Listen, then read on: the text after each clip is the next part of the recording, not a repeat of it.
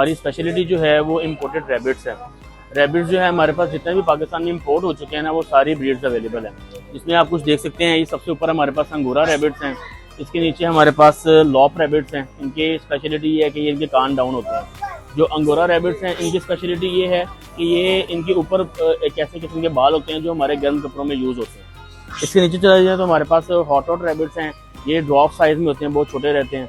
नीचे उसके साथ हमारे पास teddy bear rabbits drop rabbits में पड़े हुए हैं, जो कि उनकी भी स्पेशलिटी है कि वो छोटे रहते हैं। ठीक है, फिर सबसे नीचे हमारे पास जर्मन जायंट रैबिट्स हैं, जो कि मीट पर्पस के लिए यूज़ होते हैं। इनका तकरीबन एक जो रैबिट है उसका अडल्ट एज में इसका वेट 8 से 9 किलो होता है। कुछ इनमें जो ब्रीड्स हैं वो एज अ पेट यूज़ होती हैं।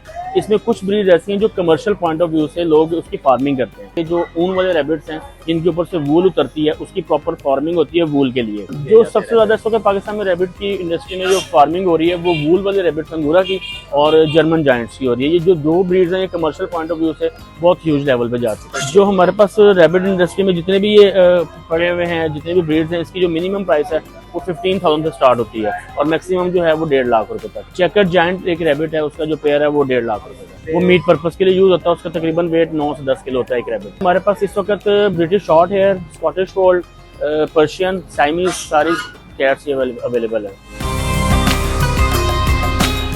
जी, जितने भी पेट लवर है ये एज अ पेट इसको रखते हैं। इसकी कोई फार्मिंग या इस तरह की कोई सिनेरियो नहीं है, ये सिर्फ एज अ पेट रखा जाता है। इसके अंदर सबसे पहले जो है वो शॉर्ट हेयर है।